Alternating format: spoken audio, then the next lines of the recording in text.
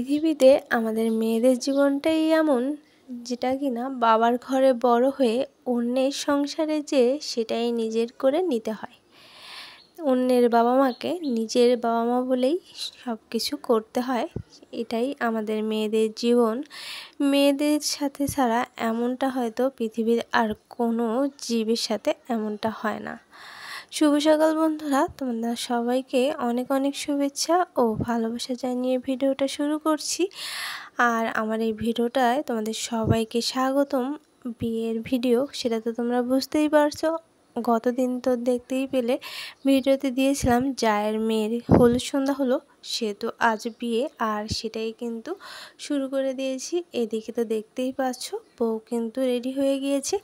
গোধূলি লগ্নে যেহেতু বিয়ে, সেহেতু কিন্তু সকাল সকাল সব কার্যক্রম শুরু হয়ে গিয়েছে। এদিকে নান্নি মুখটা পরানো হয়ে গিয়েছে আর তারপর থেকেই কিন্তু ভিডিওটা শুরু করেছি। আর সকাল সকাল সব কাজকর্ম শুরু হয়ে গিয়েছে। এখনও এই 12টা মতো বাজে আর তারপরেই কিন্তু সব কিছু শুরু হয়ে গিয়েছে। আর বুঝতেই পারছো বাড়ির অনেক লোকজন, অনেক আয়োজন।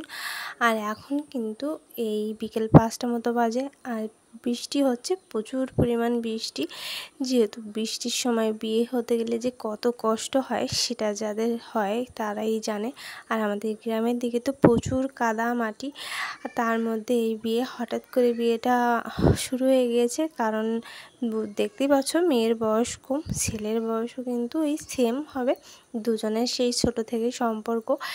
যদিও আমাদের বাড়ি থেকে মেয়েকে তার সাথে দেওয়ার কোনো ইচ্ছাই ছিল না, তবুও ছেলে মেয়ে নিহাত তাদের জন্যই কিন্তু এই রাজি হওয়া লাগলো। আর বর আসবে বলে কিন্তু আমরা সবাই ওয়েট করছি। আর ওই দিকে কিন্তু প্রচুর বৃষ্টি হচ্ছে, দেখতেই পাচ্ছ কাদাকুদি চারিদিক।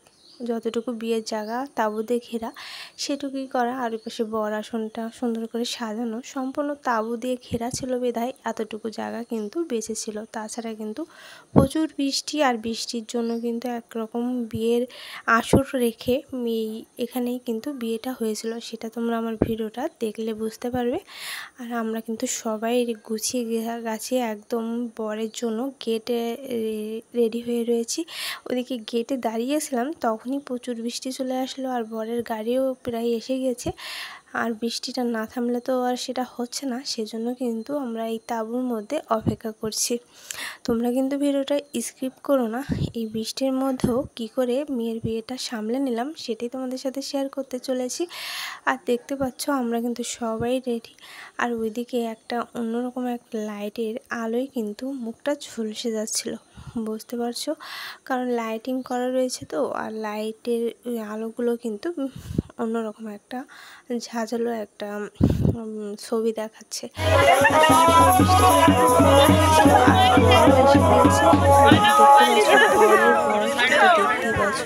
একদম সেম বয়সী, সেম সামনে ওদের পরীক্ষা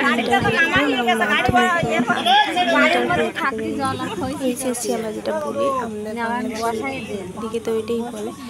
আর সেই সেম ইয়ার দুজনের রেজিস্ট্রি করা তো যায় না, তাই কিন্তু সামাজিকভাবে বিয়েটা সেরে নিচ্ছি। আর নিহাত শুধুমাত্র মেয়ে আর ছেলের মত ছাড়া আমাদের বাড়ির তেমন কোনো মত ছিল না, তবু সামাজিকভাবে বিয়ে দিতে গেলে তো এগুলো করতেই হয়, আর সেগুলোই কিন্তু করে নিচ্ছি। তোমরা সবাই নতুন দম্পতিকে একটু আশীর্বাদ করে দিও। যাই হোক, যত যাই হোক, ভালোবাসা তো কোনো কিছু মানে না, সেজন্য ওদের ভালোবাসার কাছে কিন্তু আমরা সবাই হেরে গিয়েই এইটায় বাধ্য হলাম।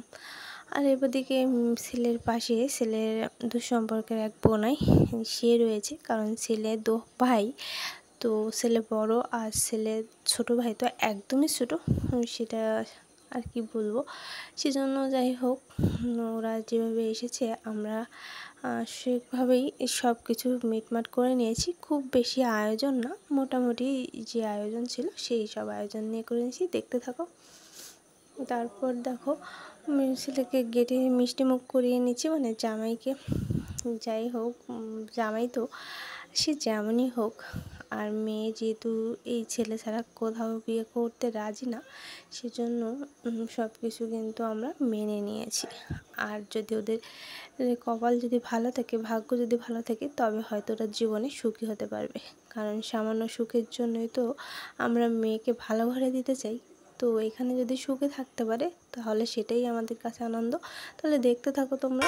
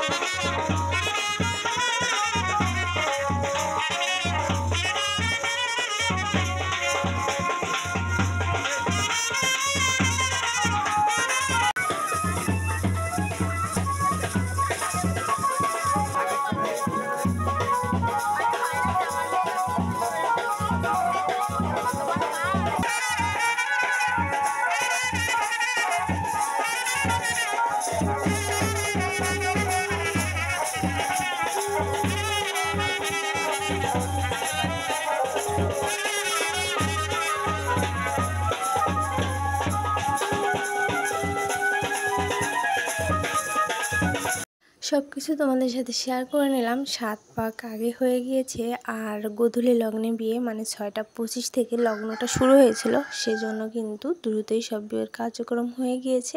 আর এবারে কিন্তু দুই হাতে যে মিলবন্ধন হয় আর এদিকে সমর্পণ করার জন্য কিন্তু তোমাদের দাদাভাই মানে মেয়ের কাকা সে কিন্তু বসে গিয়েছে।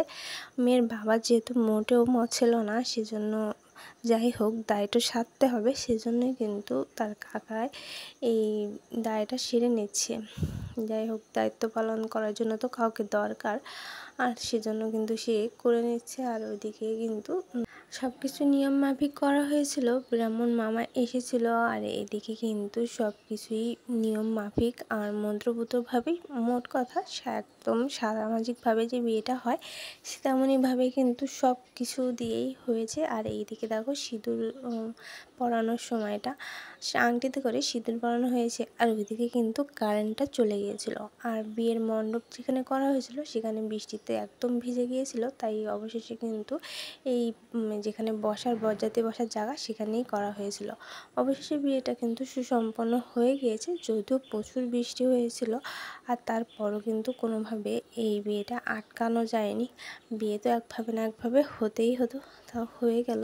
আর এবার বিয়ের পরে যে কাজগুলো থাকে সেগুলোর জন্য মেয়ের ঠাকুমা বসে পড়েছে, মানে আমার সেজো কাকা শাশুড়ি, আমার শাশুড়ি যেহেতু মেজো, আর সেজন্য এই কাজগুলো তো সেই করছে।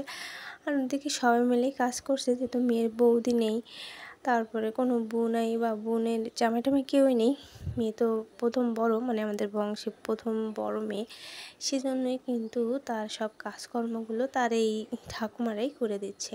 আর ওইদিকে তারপরে দুধ জলের মধ্যে বরের মাথার টোপর থেকে একটু আর মেয়ের মাথার টোপর থেকে একটু নিয়ে দুধ জলের মধ্যে দেখানো হচ্ছিল যে কে কার পিছনে ছুটে বেড়ায়।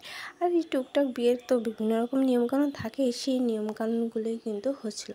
কিন্তু এই দুধ জলের ভিতরে দেখা গেল যে মেয়ের পিছনে কিন্তু ছেলে ছুটছে। যদিও ছেলে কিন্তু মেয়েকে প্রচুর ভালোবাসে, যেটা আমরা দেখছি, কিন্তু এই ভালোবাসাটা এই বয়সে আর একদম বৃদ্ধা পর্যন্ত থাকবে কি না সেটাই হলো বড় ব্যাপার। যদিও মেয়ে আর ছেলে তো সমবয়সী, আর সমবয়সী বিয়ে হলে অনেক রকম সমস্যাই থেকে থাকে, কিন্তু তারপরও তো আমরা তাদের কাছে জিততে পারলাম না, তারাই জিতে গেল। মোট কথা ভালোবাসার জয় হয়েছে।